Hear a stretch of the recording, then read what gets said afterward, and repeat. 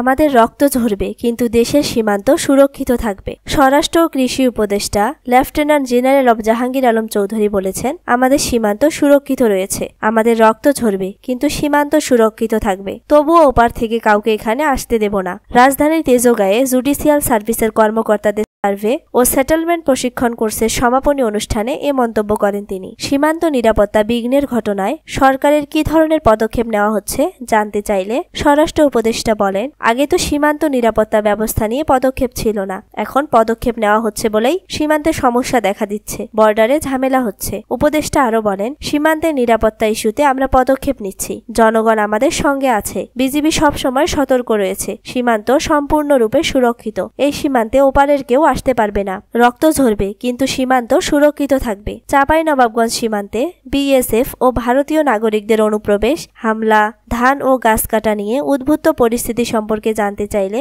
স্বরাষ্ট্র উপদেষ্টা বলেন, চাঁপাইনবাবগঞ্জের ঘটনার সূত্রপাত জমির ধান ও গাছ কাটা নিয়ে, উভয় পক্ষের লোকজন আহত হয়েছেন। আমাদের মিডিয়ায় দেখিনি যে তাদের দুজন বিএসএফ আহত হয়েছে, মেজর কিছু ঘটেনি। এটা নিয়ে বিজেপি বিএসএফ আলোচনায় সমাধান হয়ে গেছে। উপদেষ্টা বলেন, দেশের অন্যতম সমস্যা দুর্নীতি, এটি দমনে সরকার জিরো টলারেন্স নীতি মেনে চলছে। দেশে ভূমি নিয়ে নানা জটিলতা রয়েছে উল্লেখ করে জাহাঙ্গীর আলম চৌধুরী বলেন, সেগুলোর ব্যাপারে সচেতন হতে হবে। এছাড়াও ভূমি সুরক্ষা আইন সময়ের দাবি, কৃষি জমি দিন দিন কমে যাচ্ছে।